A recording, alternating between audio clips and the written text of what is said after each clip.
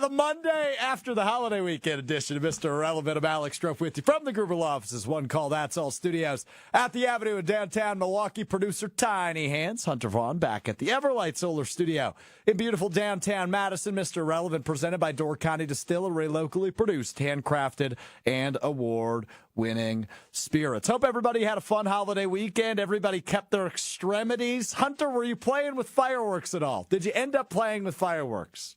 I didn't. I said it on the last show. Yeah, I'm not gonna play around with fireworks a whole lot. Did that enough when I was a teenager, and I'm shocked that I still have all my fingers. All right, good. I'm glad you do have all your fingers, as do I. All 10 are right here. Didn't light any. Actually, I don't even know that I saw a firework this weekend after further thought. I was at Summerfest Thursday, Friday, Saturday. They did fireworks the first night of Summerfest. I think that was June 27th or whatever the date on that was. But they didn't do any this weekend. So I actually don't think I saw a firework this weekend, which might be the first time that's happened in my life in the 4th of July weekend. But first off, the fourth landing on a Thursday is prime positioning. It was a big, long weekend. Had Friday off outside of, I hopped on the Tori Lowe show on 101.7 The Truth for the Tori Lowe birthday extravaganza. And then Saturday we had Joshie DiMaggio, Tony Cartagena, and myself. We did a show, Summerfest Saturday from the final day of Summerfest. But otherwise, the weekend was off. Had a few drinks. Had a cherry brandy old fashioned from Door County. Actually, had a couple this weekend as well. So it was a good weekend. A lot of fun time. I got a little bit of a tan. You might be able to see if you're watching the video stream. A little red today. I don't know if I'm burnt or just tan. So I guess we'll figure that out by Wednesday. But overall, it was a good weekend. No theatrics in the sports world, no drama. Like the biggest stories of the weekend were what? Bronny James playing in Summer League. The Brewers have an off day today, but they played the Dodgers over the weekend.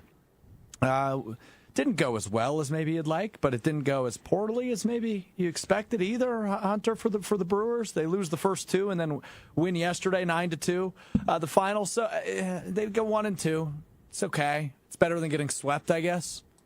Yeah, that was honestly kind of what I expected from them against the Dodgers. It'd just be nice if you're scoring 5 runs that you can win a baseball game. Like they got to figure out pitching. I just want to circle back to the Bronny stuff. Dude scored 4 points, and the lead on ESPN was the fact that he crossed over a guy and got an open mid-range jumper for one of his baskets. And like the way that the push notification came through on my phone, because for some reason they felt I needed a push notification for Summer League basketball, was that he embarrassed this guy and broke his ankles. And then I watch it and I'm like, cool. I see that 50 times a night in the NBA. That was an average play. Like, is this what this is going to be?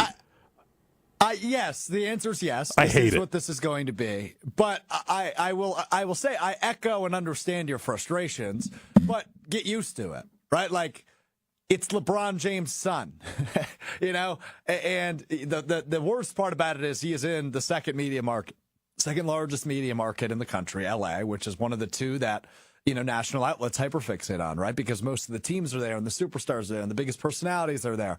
So Bronny ends up in LA with LeBron. Anything he does is going to be magnified 100 times because it's his kid and they're on the same team technically, obviously not for the Summer League portions that Bronny will be participating in over the course of the next few weeks. But get used to it. It is what it is, man. He had 4 points. Dalton Connect, who's his teammate, he looked really good. The first-round pick out of Tennessee, who I talked about the week of the NBA draft, who I'm a big fan of and excited to see what he's able to do. But, Bronny James, 4 points in Summer League and crossed a dude over for mid-range. That's what you get. No news, which I still think is good news when it comes to the Jordan Love impending contract extension. Love, obviously, coming up on mid next week is when he will have to report for training camp coming up next week in Green Bay. He's got a football camp Tuesday here in the Milwaukee area, and then Wednesday is when quarterbacks, injured players, select veterans, and rookies report for training camp, which starts 2 weeks from today. And that's when they're going to get the deal done. I think it's Jason Wilde that said it the most, but Mark Murphy in his final shareholders meeting, which will happen the same day as training camp opens, would love nothing more than to open the press conference and his statement at the shareholders meeting with, hey, we've signed an extension with our franchise quarterback. I would imagine sometime that morning is maybe when the news comes through. It might be the weekend prior, which is not this weekend, but the following. But this will get done. But with the holiday being over and vacations coming to an end, a lot of people are speculating that this will be the week that something gets done. And this will be the week that contract talks heat up. Adam Schefter appeared on Jen, Gabe, and Chewy, as he does every single week this morning on 94.5 ESPN Milwaukee. Gabe Knights will ask him flat out, is Love Watch underway? Here's what Adam Schefter had to say on Jen, Gabe, and Chewy on ESPN Milwaukee. Is Jordan Love contract watch officially on? I guess it is, Gabe. I think you could delay it about 1 week. I think we get about another week of peace. Now, could something happen? Sure, that always could. But that's not what I'm expecting. And again, the world is full of surprises. But I think we have 1 more week of peace and quiet and late night summer walks and going for ice cream before we have to worry about Jordan Love's contract. That's my sense of things. I could be proven wrong, but I think that this is not the week for that right now. And we can start that watch officially, I believe, next week. That Adam Schefter on Jen, Gabe, and Chewy. We think we can officially start the watch next week, when we will be 1 week away from training camp. Training camp starts July 22nd, as I mentioned, 2 weeks from today. The Packers will be wrapping up practice about 2 weeks from right now. 10:30 a.m. is when it begins. It's just past 12:30 here in the Central Time Zone if you're watching elsewhere as a Packers fan. That is when Adam Schefter believes things will really heat up. And I've talked about this football camp going on in Milwaukee for the last couple of weeks because I do view that as a prime date, right? It's fun because it also lands on the Delzer Open for ESPN Milwaukee, our annual golf outing. Same day, next Tuesday, which is fun. I enjoy that. But the next day is when he reports to training camp. And that's kind of your gap, right? Between Wednesday and Monday, when training camp begins of next week, that's really your timeline to keep an eye on. And look, I've said for, I don't even know how long at this point, I'm not worried about it. I'm not worried about getting a deal done. I'm not worried about this dragging into training camp. My tune has not changed. If we get to July 21st, that's Sunday before, that's when I'll be a little irritated or wondering, I wonder how far away they truly are. I imagine they're not super close. And by super close, I mean probably a separation of $5 million or more. I would guess the Packers are offering low 50s. Jordan Love and his camp want high 50s. They want to be the highest paid quarterback from an annual perspective, the highest paid quarterback in the league. And you don't often get the opportunity to pay based on potential. But this is one of those opportunities where you are, right? You only have 1 year of a resume and only half a year of a really good resume to pay Jordan Love off of. But you're hoping that half of year that ended the Packers season, where Jordan Love was spectacular and terrific and immaculate or whatever words you want to use to describe it, that is going to be when, things really, or that is what's going to really make this price point really interesting to see how it comes together. But at the end of the day, he deserves to be the highest paid quarterback in the league. He's going to be the highest paid quarterback in the league. And that's that, right, Hunter? I think it's as simple as that as it stands 2 weeks away from training camp. Yeah, I think so. And I've started to wonder if maybe there's a chance that the difference in dollar amount then gets taken care of off of the length of the contract. So maybe this actually ends up being like a 3-year deal or something instead of a 4-year, or instead of a 5, it's a 4. Like I'm just wondering if maybe that's a concession that Jordan Love will have to make in order to get that dollar amount, where the Packers are like, okay, let's shorten this then. If we aren't, maybe that we're at 99% sure you're everything we think you are, let's take a year off of it so that it lessens their long-term burden in case, for whatever reason, he's not the guy. No. I don't think he is, but I'm just saying, I think that might be what happens. So I think there's two parts to this. Number one is, as the player, you would want a shorter-term contract. However, the other thing that because obviously, right, the market is only going to go up. So if he signs let's say $56 million, let's just say a 3-year deal, to use your example, when that contract comes to an end in a few years and you get back into the renegotiating period, all of a sudden, if he's playing well and he's playing at that level, he's probably like a $64, $65 million guy in 3 years. So he would prefer the shorter term. But the other part of this is the guaranteed money is probably more what this deal is about than the per year dollar sign, if that makes sense. Because if he signs let's say a 4 or 5 year deal, which is where I think we all kind of expect this to land, if it's $175 million guaranteed, great, right? That's generational wealth. So I wonder, right? Like neither you or I are in the room, but I would guess Love would love to be, no pun intended, somewhere in the 3 to 4 range, and the Packers would probably like him to be in like the 6 year range. I don't think they'd go to the 10 year that Patrick Mahomes got in Kansas City, but that's probably where he wants to operate. So we will see. We're almost done talking about the potential of the contract. We're almost to the point of actually talking about the contract. I can't wait for that. I also can't wait for the start of training camp. We are 2 weeks away as of today. July 22nd, as I mentioned, is the first practice for the Green Bay Packers, as they get it 2 days early, right? Most training camps will open later that week. They get to go 2 days early because they start their season 2 days early. They start that Friday in Brazil, so the NFL shifts their start date 2 days forward, unlike pretty much the rest of the league can start that Wednesday, the 24th. I love that it's starting on a Monday, first off. That's something that typically doesn't happen. It's usually the middle of the week. It's a Wednesday or a Thursday when training camp typically begins. A Monday is fun. You start your work week with scrolling Twitter and reading from the reporters that are on site there. What's going on at training camp? I'm going to be up there for the first training camp day. And I said it last week on the show. I don't remember the last time I was in my hometown of Green Bay for a training camp practice. I went all the time as a kid. I was never a bike kid. I never brought my bike. But my parents would drop me off with like my friends from middle school, and we'd walk up to practice and try to get a spot in the bleachers. So this will be the first time in a long time I'm able to get back up to Green Bay to check out a training camp practice. So I'm excited for that. But the fact that it starts to kick off a work week is fun. The part that you get a first look at the rookies is so fun. And like I said it to my friends this weekend at Summerfest as it wrapped up. I attended all 9 days. After the 9th day, I looked at everybody I was with. I said, "Hey, summer's over. Like football season's here, baby. Like we got less than 2 weeks until training camp begins. Summer's over.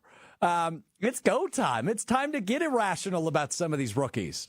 And I can already tell. I will already tell you the one guy I'm going to be all over the moon about is Javon Bullard, the safety out of Georgia. That's the guy I can already tell. He's going to do one thing that first week of training camp, and I'm going to overreact to it. So, I don't know. There's always that training camp darling. I think Javon Bullard's going to be that this year for the Green Bay Packers. All right, we'll do this. We'll take a break. When we come back, Alec Ingold, the former Wisconsin Badger, joins us, currently the fullback with the Miami Dolphins. Pretty good offense down there in Miami. Some comparisons being drawn between the Packers and the Dolphins. We'll dive into that. We'll cover the Ingold Family Foundation. He's got a football camp coming up later this week in Green Bay, both of our hometowns. So going to dive into that as well with Alec Ingold. But first, got to tell you about Door County Distillery, locally produced, handcrafted, and award-winning spirits made locally in Door County. You can check them out, doorcountydistillery.com. Find the retailer nearest you. We take a 60-second break. When we return, Alec Ingold, the fullback for the Miami Dolphins, joins us. It's Mr. Irrelevant. I'm Alex Strouf. I'm back at the great Door County Distillery here in Carlsbad with my friend Rob from Door County Distillery. We're making, it seems like a summer drink here, Rob, a cherry Cosmo. Exactly, just our twist on a regular Cosmo. Obviously Door County, so have to stick some cherry into it. Have to stick some cherry into it with the cherry vodka from Door County Distillery, made with local cherries, right? Yep, made with the Montmorency cherries we're known for here in Door County. I love it. Let's get to it. What do we got to do? All right, so first, obviously the cherry vodka. We're gonna add 3 ounces of that. Next we'll go to triple sec, 1 ounce of that. Need it for a Cosmo. This is actually just cranberry juice, 1 ounce of that, half an ounce of the lime. The Boston Shake, I've Make sure learned. it's, ready to go. That's such a cool little trick. Shake it up. Shake it till you feel like it's shaking while we're on. Strainer. I like that color. That looks like summer. Cherry Cosmo from Door County Distillery. Cheers, Rob. Cheers. Tastes like summer to me. Visit doorcountydistillery.com to find the retailer nearest you, as well as a huge list of unique cocktail recipes. That's doorcountydistillery.com. Always always good, always a pleasure to catch up with somebody who shares the same hometown as me, and that's, of course, Green Bay, Wisconsin. This guy's done some really good things. Alec Ingold is now the fullback with the Miami Dolphins, spent a few years with the Raiders, and, of course, a former Wisconsin Badger. But the pride of Bayport, as I like to call him, and he's heading back to Bayport this Thursday to host his annual football camp at his alma mater. He joins us now on Mr. Relevant. Alec, Coach, my guy, how are you, my friend? Always good to catch up with you. Coach, it's been a good time, man. I'm glad that you were able to save the coach phrase. It's locker room talk. The boys are buzzing. Excited to do a lot of cool stuff. Yeah, like you said, back at Bayport. We're back home right now, doing it big. 4th of July was awesome. Summerfest was great. So we're enjoying the summer for sure. So I did all 9 days of Summerfest, Alec. Who did you see at Summerfest? What day did you go? What did you think of the experience? Bring me into the Summerfest experience for Alec Ingold. So my Summerfest experience was a little disconnected, a little bit. We went to the Kenny Chesney concert, American Family Field. I don't know if I'll ever not call it Miller Park. I'm sorry. Like, if that's a sponsor here, we're offending people. It's always going to be Miller Park to me. But we saw Kenny Chesney, Zach Brown Band, like 5 hours of music. It was unbelievable. Got to do that whole thing. So we didn't get down to the park to Summerfest, really. But Kenny Chesney in Milwaukee during the same time, I think we can call that close enough. I'll give it to you. I mean, we might be offending people, but, like, I'll give it to you. I'm fine with that. I don't think it's technically Summerfest, but you were in Milwaukee for a concert while Summerfest's happening. I'm fine calling it that. But glad you enjoyed. Did you get on a boat this weekend? July 4th, you're in Wisconsin. There's a bajillion lakes. I didn't get on a boat. That was my one big regret from the weekend. What about you? No, I got on a boat. Yeah, you got to get on a boat. Pontoon boat specifically. Those are going to be the highest flyers. Tubing, I'm not allowed to tube. I can't be risking anything, can't be getting whiplash or anything like that. So I'm a really good spotter on the boat. Everyone else is having a lot of fun, and I'm just witnessing everyone else have fun. I love it. So we're a few weeks away from training camp, Alec, and it's always good to talk some ball with you because look, I mean, you've carved out such an awesome career for yourself. You're the last of a dying breed of sorts in the NFL, right? Like, there's not a ton of teams that have fullbacks anymore, but you've found a really important and crucial role within a really good offense in Miami. How are we feeling ahead of the season? I mean, I'll just ask you that point blank because we saw what that offense was capable of a year ago, and now Tua's going to get likely a new contract. You've still got all the speed. You're going to be fully healthy from an offensive standpoint. Are you a part of the best offense in the league? I think it's you got to make that transition from being exciting to just really dang good at football. You know what I'm saying? Like, that's kind of the hump we're on. I think every other team, whether you're just starting your window to win, whether you're at the end of your window to win, wherever you're kind of at in life, I think with us down in Miami, it's like, yeah, we're really exciting. We're like the new cool thing that everyone was watching and looking at all last year, the last couple of years. And now it's like, how do you just get to that excellent point? How do you kind of cross all the T's, dot all the I's to make sure that you're playing the best ball possible so that at the end of the year you can look at the statistics and that can all be great. But also when you have that imposition on the field, that you're really doing something special. So I think that's kind of that next step that we're taking as an offense. Yeah, and Tua, of course, the same draft class as Green Bay's quarterback, Jordan Love. So this is still a young quarterback, albeit he has more experience starting in the league than Jordan Love. But he's still a young quarterback who's really trying to take that next step, get to that next pedestal from, like, a guy that seems like he's a franchise quarterback to a bona fide superstar. What's it like playing with a guy that's kind of on the precipice of that next step of greatness? And how do the guys rally around a guy like Tua down in Miami to really help him get to that next step? Yeah, it's an exciting place to be at, right? Where you're really trending up and everybody's just, like you said, rallying around yourself. The guys in the locker room, you want to take that next step. You want to do it together. You see the investment that we have on both sides of the ball. There's consistency from the coaching staff on the offensive side that you're able to say, okay, this is the playbook. We're really dialing in on all the details. You get to watch film of yourself playing playoff football, playing big-time games, and how we can make those corrections to take that next step this next year. I don't think you can shortchange that experience, and I think that it all plays a part into that pursuit of excellence, that pursuit of greatness. It's a relentless chase, and I think it's an exciting time to be on the up and up, right? Like, you always kind of want to be chasing something and right towards that mountaintop. So I think that's where we're heading. That's the trajectory, man. It gets tough late in the year, but obviously that's something that we're all working towards to kind of be that excellent. Like there's only one team at the end of the year that can say, they did it, that they won the whole dang thing. So that's kind of how you approach this entire offseason, is that little thought in the back of your head pretty much every day. Like, how can I make sure that we're just being a little bit more accountable so we get that chance January, February football to be playing at your best. I always draw so many comparisons on this show to the Dolphins offense and the Packers offense for obvious reasons, right? Mike McDaniel and Matt LaFleur, part of that same coaching tree. They came up in the league together. So I'm curious from your perspective. You're entering year 3 with McDaniel as the head coach in Miami, and obviously your third year as a Dolphin. What is the most surprising thing for you in this offense, Alec? Is there anything that really, when you really started to get involved, and now as you're a true veteran in this offense entering year 3, is there anything that still pops off the page where you're like, whoa, that's cool, or that's different? Anything that surprises you from this offense?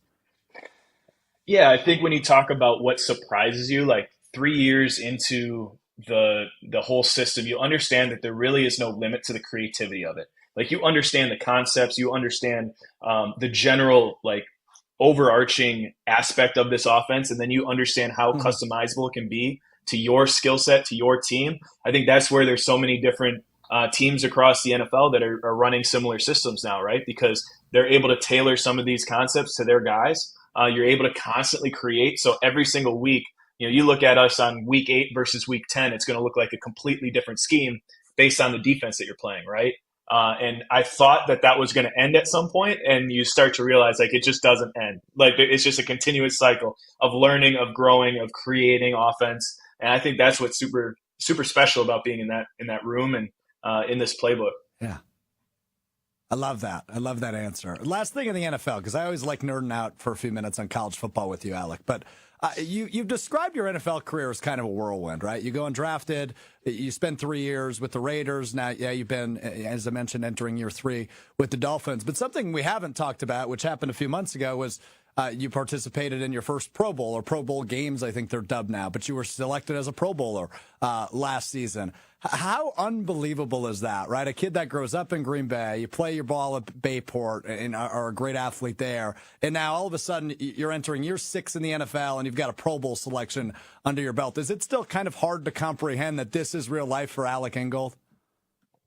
Yeah, Alex, I mean, I feel like the whole concept of that is like, it's so far-fetched, and like, I don't know when it'll sink in, but I don't really, I don't think it would do myself or my team or this career any justice if you kind of like start to feel that, if that makes sense. Like, you just kind of want to keep your head down. Like, you're 5-6 years in, you've been doing it a certain way, you're kind of on this growth mindset. I know it's cliche, I know it's locker room talk, but that's seriously how I think you have to go about it. And then, when we're up at Bayport running another camp, we get you up to do some live radio alongside of it, whatever we want to do. We're kicking up the feet. We're retired 10 years from now. Maybe we can talk about how crazy that Pro Bowl was last year. But until then, I think I'm just going to keep on chipping away at this thing, man. Yeah, we can have a pop in a couple of years once this thing's all said and done, and we'll reflect. I mean, it's an amazing story, Alec. Let's talk a little college ball, and then we'll continue to talk about all the great things you're doing back at home and with the Ingold Family Foundation. This new look Big Ten is still really hard for me to get used to, dude. Right? Like adding USC and UCLA and Washington and Oregon, and seeing some of those teams on the Badgers schedule on top of, by the way, an Alabama matchup at Camp Randall this upcoming season. The state of college football, while it's still an entertaining product, is just, to use the term we just used before, is such a whirlwind. It's the wild, wild west. It's insane. It's hard to wrap my head around. As a former Big Ten football player, are you kind of in the same boat as me, or are you looking back at it like, yeah, I know I didn't play in the age of NIL, but this is still, as big as it gets for these 18 to 22-year-olds? I mean, I'm kind of excited about the future of the Big Ten when you see all the changes happening. Like, to me, I forget who brought it up. Maybe it was Tony Dungy or somebody was talking about how college football is going to turn into a pyramid scheme. Like, SEC is going to be at the top, mid-majors are going to be in the middle, FCS is going to be at the bottom, and there's just going to be this relegation system, all that stuff. I mean, if you look at the Big Ten, you're at right with the SEC, right? There's not really a huge drop-off with that. So I mean, it makes a former Big Ten guy pretty proud. I get to have my locker neighbor, Javon Holland, an absolute legend, defensive back with the Oregon Ducks. Like, we get to have more banter now in the locker room because it's the first time that they're playing and it's not the Rose Bowl. You know what I'm saying? And it's like, so all those things are new and it's exciting. I think the Big Ten, Wisconsin in general, are doing well with the changes. Like, you're taking things in stride. But yeah, there's some places where it feels like the Wild West, and you kind of feel bad for some programs that just kind of getting swept away with all the changes that are happening. Yeah, kind of chop liver, right, for some of those mid-majors especially. But, hey, Wisconsin and the way Fick and his staff have been recruiting the last couple of weeks, they're going to be in the running for this 12-team playoff over the course of the next few years. So I'm excited to see how it continues to evolve and change. But it seems like, this Fickle move was the right one, right? Like, you got a guy that knows how to adapt to this ever-changing landscape that is college football, and certainly this offseason hitting the recruiting trail hard. So it's got to make you proud, I imagine, as an alum, that entering year 2 for Luke Fickell and his staff, they seemingly are on the right path, completely right path. Yeah, you got a hype train, and then you also have like the guys behind it bringing the real juice, the day-to-day juice. Anybody that's a wrestling fan and Coach Fick's background in wrestling, huge fan of that. Obviously, you just know you get a gritty guy that's going to do the work, do it the right way. The legacy is going to take time, and that's only time will tell. But you got to be so excited for the first couple of years to see the foundation being laid. The vision is there. The changes are intentional. Like let's go play ball, man. Let's go. Like, whoever's on the schedule, Alabama, Oregon, all those guys. It's like, that's the exciting part about being a Badger alum right now. Wisconsin football fan in general is like, you get to see your boys go up against the best in the country and see how they stack up. Like, that's something I always wish, you get that opportunity to go play a big time game against a big time opponent in college. Like, it doesn't get much better than that. That's spoken like a true high school state champ wrestler, Alec. You nailed that. So big week for you, right? Like, Monday you get to hang out with me. Tuesday it's your birthday tomorrow. Happy early birthday. And then Thursday you've got the Green Bay football camp coming up at your alma mater in Bayport. I know you've got another event going on next week in Madison, the Money Mini Camp with your foundation, the Ingold Family Foundation. You can find more info on that, AlecIngold.com/foundation. But tell me about these two events you've got coming up post birthday. Yeah, man. Post-birthday, we're going to be celebrating by doing some physical health and also some financial health, right? So the Ingold Family Foundation, we work on mental, physical, financial, and emotional wellness. And two of those big things are football clinics, which we got at the alma mater, like you're talking about. Got about 400 kiddos signed up. Just going to be running around having an absolute blast. It's going to be a lot of fun. And then we do the financial health, the financial wellness, professional development skills right on UW's campus. Get a bunch of kids, high school aged, just anybody that's interested, right? I think we're partnering with La Follette School District this year, being able to give those kids some sort of awareness of what financial literacy is, how to write a check, what a online checking looks like, when to get a credit card, what type of credit card to get, right? Like, all those questions, but then also giving them some information on how to get a job, how to shake somebody's hand, what an elevator pitch is, dressing for success.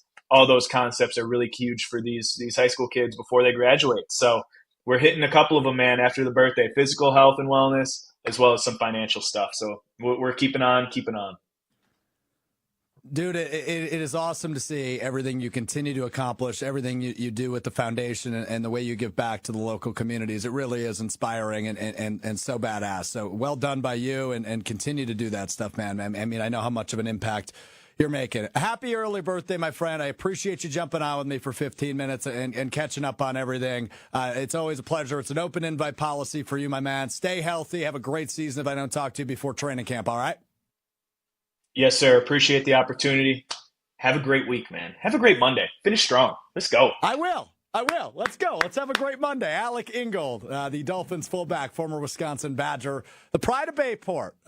People forget I mentioned it too. He's a Wisconsin State wrestling champ back in his high school wrestling days as well. So multiple sport athlete, which one of these days I got to get his thoughts on that, because coming from I did a lot of high school sports coverage during my 3.5 years in Madison. There was a big topic we always talked about with high school coaches is be well-versed, play multiple sports. And Alec, entering his 6th year in the NFL and an NFL Pro Bowler, by the way, It's something important to him as well. But it's awesome to see everything he's doing. Again, the website is alecingold.com/foundation for more information on everything he does with the Ingold Family Foundation. So I was really curious, and you may have noticed right at the beginning of our conversation there with Alec, I was kind of comparing Green Bay and Miami in the offenses, and Tua and Love obviously being the same draft class, trying to draw some of the comparisons, because obviously Alec hasn't played up close with Jordan Love, but he's playing with a dude in a very similar situation, right? A guy, trying to get that next contract, trying to take that step into superstardom. I mean, personally, I think Jordan Love is certainly ahead of Tua when it comes to that. But Tua's playing in a really talented offense. When you have guys like Tyreek Hill and Jalen Waddle and Devon Achane and Raheem Mostert, who's a veteran savvy running back at this point, and of course one of the best fullbacks in the league in Alec Ingold, you have a good opportunity to look like a superstar. And Tua's trying to take that next step. And I'm just so fascinated because remember, this Dolphins offense was an offense that went into Denver last year and scored 70 points. Right? This is the same system that Green Bay is running, at least from a schematic standpoint, a fundamental standpoint. It's a similar offense, and so I'm always fascinated when Alec jumps on with me to kind of dive into the comparisons and into the whoa moments that he has in that offense, because you see the different things, and you saw it at the end of last season with the Packers. When Matt LaFleur opened that playbook and allowed Jordan Love to improvise and do what he does best, and those wide receivers were getting comfortable, you saw how great it could be. Right? That's a team that scored 50 points in 3 quarters in a playoff game on the road against the Dallas Cowboys. Sorry to bring that up, Hunter. So I'm always curious, to hear from Alec's perspective, who's the guy that plays in a similar offense, but not that offense, how it runs through his brain. So I always appreciate his insight on everything we dive into. You can get at me on Twizzler if you have any thoughts on that, at Alex_Strouf, as you see on the screen. Pat Murphy always refers to Twitter as Twizzler, which I think is just hilarious. The Brewers, we mentioned at the top that they dropped 2 of 3 at the Dodgers, and I hosted Brewers warm-up on Friday on 620 WTMJ before the first game of that series, and I viewed that series beforehand as kind of a defining moment. Like, understand where the Brewers are. They're not throwing out their best arms because they're all hurt, or they're making trades and acquisitions for different pitchers. See where you are. They were scoring runs. They weren't winning games. They won yesterday 9-3 in order to avoid the sweep out in L.A. But the Dodgers and the Phillies are the 2 best teams in the National League. So to have a real understanding of where you stand here before the All-Star break, I think is a crucial one. And I think that was the biggest series, or at least the most telling series for the Brewers pre-All-Star break. And to not get swept, I think, is a good indication. I don't know that it makes you feel like they're going to win the World Series, but it kind of tells you, okay, they can hang in there. They can score runs against one of the best teams in baseball, and that's good. I think we talked about this, or maybe this came out right after we jumped off the air last Wednesday, our final show of the 4th of July week. But Christian Yelich and William Contreras are both All-Star starters, and the reserves were announced. No more Brewers. Those are the only 2 Brewers that end up in the All-Star game. Christian Yelich and William Contreras. Contreras has been the best catcher in baseball this year. That one's not surprising. And Yelich has been on a heater. I think he's hit 3 home runs in the last 5 games. And he's completely, kind of revitalized the superstardom. His now 3rd All-Star selection. The previous 2 were in 2018 and 19. In 2018, of course, the year when Yelich won the MVP in the National League. So to see him back to that level after kind of 5 tough years, right? 4 tough years, really, where he just wasn't really Christian Yelich is really good. And I hope that can continue into the second half of the season. But to have both of these guys back, Yelich back and Contreras up to the level in which they're playing at consistently is so crucial for this team's offense because they need offense given some of the issues they're having on the mound, and not from a performance standpoint, from a health standpoint. So, but it's always cool when your favorite team gets 2 of the 10 starters in the MLB All-Star game. That means things are in a pretty darn good spot as it stands right now, Hunter. Yeah, and this, I think, also reaffirms that Pat Murphy needs to be manager of the year. If things hold the way that they are, the number 3 team in the National League has 2 players playing in the All-Star game. Like, you need to have him be manager of the year. It has to happen. The Brewers need to finally break that streak of not having a manager of the year, because he's clearly the best manager in the National League. What he's been able to do with the lineups, what he's been able to just figure out with this pitching staff, and just like, you know what, we're going to figure it out. We're going to win games. I don't know how we're going to do it, and I don't know what the formula will be on Monday compared to Tuesday, compared to Wednesday, but we're going to figure it out every single time, and we're going to do what we need to do to win a game. And he has to be manager of the year. And these two are just so great. It'd be nice to see Willy Adames up there as well. I know his batting average hasn't been great. Too. Yeah, Bryce Terang probably should have been. I think is the snub. Yes, Bryce Terang's the snub. I just wish Willy Adames, because then that lineup is, you're scoring close to double-digit runs every single night. But I have a feeling Willy Adames will be wearing a different team's jersey. I don't think it'll be Frelick anymore. I think this might be. Yeah, I don't know. I could see either of them getting moved, but the fact that I saw the Journal Sentinel had an article about Willy Adames, and it literally said, if he gets traded, this is what you should know about him as a player. I think that Willy Adames is getting shopped around right now. Interesting. You've always got theories, but we're coming up on it. We're 22 days away, so just over 3 weeks away from the MLB trade deadline, coming up on July 30th. I love this team, man. And I know we've said that a million times, just how fun they've been and how ridiculous, like this youth movement. I've compared them many times to the Green Bay Packers of last year. Now, the two guys that you're looking at on the screen are not technically a part of that youth movement. Those are the leaders in that clubhouse. And they are the all-stars in the clubhouse. But when you talk about a guy like Bryce Terang getting snubbed from the all-star game, I don't think any of us were expecting we're having that conversation 4 months ago. That Bryce Terang would be the guy, yeah, he's snubbed. You know, and he truly was, right? Like the way Terang has played this year is certainly all-star worthy in my mind. So that was the one snub where I go, I would have liked to see him on there. As a reserve. But overall, you're happy with two all-star starters. And just to go back on something Hunter said, Pat Murphy for manager of the year, I imagine he is very thoroughly in the conversation. I was surprised to learn, I think it was you that told me that a couple weeks ago, Hunter, that no Brewers manager has ever won that award. I figured Council has. But I remember now, like after letting it sink in for a few days, we were just all pissed that he was snubbed a few times. Pat Murphy, I hope we're not in the same boat, because I hope it is. You know, and if they continue to play this way, I'd be hard pressed to find a dude with a better case than Pat Murphy, because Philly and LA, who are the two teams ahead in the NL standings, they were expected to be this good. I don't think anybody expected the Brewers to be this good and have this big of a lead in the NL Central as it stands right now on July 8th. So that's that. We wrap up the show, as we always do, with what we learned. And again, thanks to Alec Ingold for jumping on the birthday boy tomorrow for talking little Badgers, little Packers, little NFL at large, all sorts of stuff. If you missed any of that conversation on the live stream, you can rewind on YouTube, or you can find it shortly wherever you get your podcasts, Apple Podcasts, Spotify, Wisconsin On Demand. Hunter, lead it off. So Taylor Swift is obviously still doing her Eras tour. And the other night was her third night in Amsterdam, and Travis Kelce was there along with Patrick Mahomes and his wife, Brittany Mahomes. And this is what a lot of the Swifties assume is the last show that Travis is going to be able to see, because then the NFL season with training camp starting and everything else, he won't be able to make any of her other shows. So during the shows, Taylor does a mashup of 3 songs, and she does them either on the piano or with her acoustic guitar.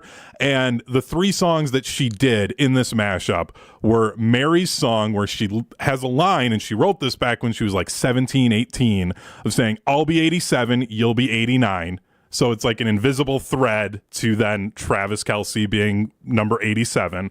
Okay, so hold on. Can we time out for just a second? Can you define invisible thread? Because I've heard that before, and I don't know what it means. It was a line that she wrote in a reference to like the birth years, and that like that's something that is meaningful to her. But then it also ties all the way to then the guy she is now dating wearing number 87. So it's like an unintentional connection that's kind of like these two things are connected, and she like obviously had no idea. So an invisible thread. Yes. Do you and I have any of it invisible threads? I have no idea. Okay. Like, you wouldn't know unless, like, there's no way of knowing that. But you just said you know it about Taylor Swift, so there is ways of knowing it. Yeah, but I don't write music and perform it. Like, very different. I'm almost done here. Like, okay, continue. Sorry, I got distracted. So, yeah, you did very easily. So she did Mary's song, then mash that up with So High School, a song that is specifically written about Travis, and then also had Everything Has Changed, which is a song about the first time she met somebody and how that changed her life, and that's within the song. So all three songs very specifically tailored to Travis, and there was video of fans showing him up in the box, like openly crying, to the point where Brittany Mahomes had to go and like make sure that he was okay. And I just wanted to remind everyone in what we learned that we should celebrate when guys show emotions other than just like laughing or anger. And I wanted to celebrate. Was he crying? Was it a good cry? Well, yeah, it was a good cry. Now. Like it's the woman that he loves, like performing these songs in front of thousands of people for him, and it just hit him emotionally. And I just wanted to celebrate, like, hey, like, you can show emotions, and it's a great thing. And I just wanted to be another guy celebrating a guy showing emotions other than just like laughing or anger, which a lot of times is what ends up happening when we talk about emotions in other guys. So I was very proud of Travis Kelce for showing those emotions. So that was what I learned. Do you think they're married? I think they're married. I don't think yet. I think it's going to be next offseason. I think it's right at the tail end of the year. Maybe they get engaged, but I don't think they're engaged even. So hold on. I think context is important here. You're married to a very big Swiftie. A big Swiftie. My sister-in-law is a much bigger Swiftie, and then Sarah has become a big Swiftie. But this is something that I've kind of grown into then over the last year with this relationship, and wanted to just give a little bit of a window to fans into something that I enjoy outside of just like directly talking about football all the time. Fair enough. I always love when Josh DiMaggio perks his head up and puts on a headset. Oh, Hunter, you geez. said something that got Josh's attention. Josh DiMaggio, producer of Jen, Gabe, and Chewy, weekday morning 7 to 9 on ESPN Milwaukee. Go ahead. I had to turn off the mic there to make sure it wasn't going on over the air as normal. Good save by me. Hunter, I just want to say I'm disappointed in you. Not because you're talking Taylor Swift or the machismo thing, whatever, but in my life, I have to listen to Taylor Swift theories and the invisible string and all these. So do you know what? Hold on, time out. Do you know what the invisible string is? I know the theory. Can you? I still don't get it. Really, it is connections it is things that connect people all throughout their life that you don't recognize that end up at the end like mattering. Okay, got it. But just. I want to listen to my Mr. Irrelevant. I want to hear Strouf be an idiot. I don't want to. I can't avoid Taylor Swift, and I got you now, Hunter. I have to worry. You're on the list now of people I have to worry about. Okay, this was like the second time in this show's history that I've talked about Taylor Swift. Okay, like too many. No. No, if it's a part of my life, I want to share parts of my life with the fans every now and again. That's no, Taylor's life. It is when my wife is a very big fan of it as well, and it's something that I've gotten into. I've watched a number of the shows on TikTok with her as they've been live, so it is. So maybe this is informative, and maybe I can take a lesson from you, because my life is inundated with all the exact same things. I just fight against them and run from them and hide from them. No, use them as moments to enjoy things together. Honestly, I went to a concert with her. That's enough. Okay, but I'm just saying it has been a lot better if I've been enjoying something. Like, I don't really enjoy One Tree Hill. My wife loves One Tree Hill. Goes to the conventions that they have in Wilmington for it. Yes, where the cast is there and everything. I'm not a big fan of it, but this was something that I could do with her, and we enjoy this together, and it's been great. Embrace it and have fun with it. So much better than trying to fight back. Oh, okay. That's I will say, Joshy, Hunter's given me I've given him relationship advice on the show. Hopefully he hasn't taken it. He's given me relationship advice on the show. It's always worked. I actually trust his judgment on this one. I don't. It's almost like the guy that has a wedding ring on knows how to like get a relationship that works or something. I'm having a hard time refuting anything. And I think your message is great. But what do I do when I hate it? Because I don't hate Taylor Swift. I'm a fan of Taylor Swift. I think she's a brilliant musician, all that. I love just taking the back seat of my own show, guys. This is good. But, like, I've been forced to watch, here's Real Housewives of New York. It's on. Hunter, I wake up in the morning, it's on. We come home from walking the dog, it's on. We go to dinner, we come back, it's on. Taylor Swift, every time I get in a car, I have to hear it. Any sane person would go nuts. I like other music. Yes. I've never been a fan of something to the degree where I can just do the nonstop that Taylor Swift fans are able to do. I can't go that deep. Then find your joy in it, in her joy. So get excited about the fact that she's excited about something. So it isn't necessarily you care about the content of it, but you're paying attention to her emotional response towards those things, and that's what you get excited about. So even though I am not a One Tree Hill fan, I get excited when Sarah is talking about One Tree Hill stuff or the fun things that she did while she was in Wilmington and meeting the cast members again and working the different events, or when they do the charity game. And that's the stuff that then I get excited for her because I see her eyes light up talking about it. That's what you need to do. Okay, so this is typically where I would tell you what I learned. I'm not telling you about what I learned anymore because I just learned something else. Joshy Hunter, this involves both of you. We often do power rankings in our line of work. Now, the power rankings I'm about to do are of emotional maturity. Okay? So we're going to start at number 3. I think it's Joshy. Yeah. Number 2, I think it's me. And then I think there's a ginormous gap that we could spend the next 40 minutes until 2 o'clock talking about why Hunter is so much further ahead of us. And by the way, the humble brag of, hey, I'm the one with the wedding ring on. Great drop in by Hunter. He just cooked us.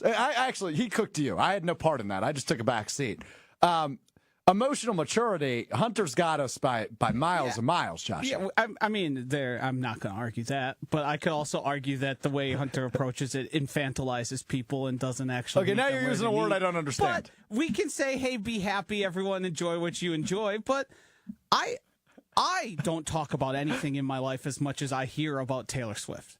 I don't talk about the Packers as much, and that's my job. I don't know if that's accurate. Do you think you're talking about Aaron Rodgers more?